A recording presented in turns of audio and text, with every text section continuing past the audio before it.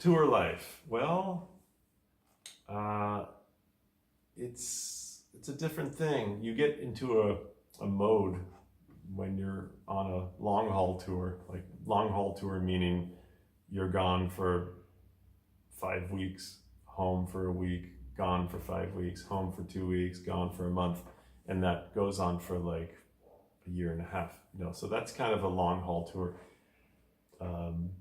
And when you get in that mode, it's funny because you get in the mind frame of you have a tour manager taking care of you. Basically, your responsibilities are wake up either on the bus or in a hotel room, depending on the travel, and they slip you a day sheet under your door, and so exactly what time you have to be at sound check, and so you have this sort of regimented life of like, you wake up, you have breakfast, do yoga or whatever your routine is, exercise, and then maybe go to the venue, check out your gear, have sound check, usually like around 5 or 6 o'clock in the evening.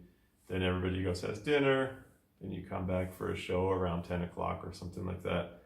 And sometimes there's after show parties or like signing autographs and those kind of things. But you get into this routine of doing that 4-5 nights a week. And it gets comfortable to just be on autopilot. Like you don't really have to be responsible for yourself except for playing music correctly, and doing a good show. And sometimes people, after being on a long tour and the tour ends, they have this post-tour blues thing where they just don't know what to do with themselves, and they have, they don't have all the adoration of fans from day to day. So they kind of go into, sometimes it could be a little depressing for musicians to come off of tour. But my recommendation for that is to do creative things when you're not on tour, like write your own albums. That's what I've always done, or record your own music. And because you're not really earning money when you're off of tour, aside of like little sessions and things that you could do.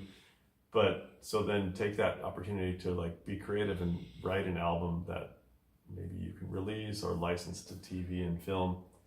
So that was the cycle that I lived for a really long time. Is you go on out on a long tour, and you can still write music while you're on tour, but it's a little bit more relaxed out there. And then when you're off of tour, then you do more things that don't necessarily pay, but hopefully will reap some rewards in the future. So tour life, it's great. There's different levels of tour life. You could travel on a fancy bus, you can travel in a jet, private jet or commercial jet, just depends on the level of gig you're on, or you can travel in a van or in a car sometimes. So it's vans are a little bit annoying if you have to travel for more than 5 or 6 hours.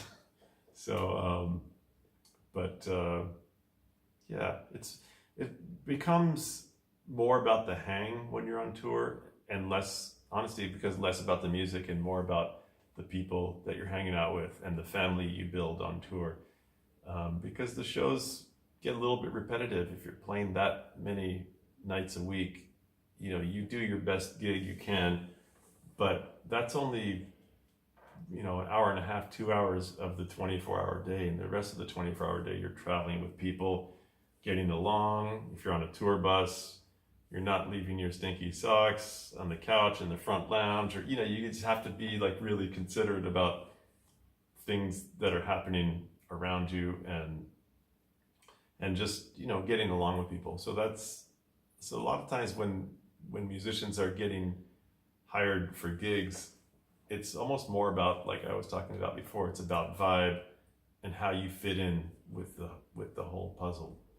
Because the gig is, like I said, it's a couple hours out of the 24 hours, and the rest of it is like hanging out, going to dinner, exploring the city, chilling, whatever, and being on the bus for like, could be a 10-hour drive, on a bus or something. So you got to be able to get along with people And but yeah, but you don't get into the music business for anything except for that you love playing music, because you'll just never, you know, you have to love the music part, and that should be the motivation, not because you want to, you know, meet groupies after the show or be famous or anything like that. And it's got to be about the music, and that's how I think most people that I know, they have so much passion for music that whether they were getting paid or not, they would still be playing music.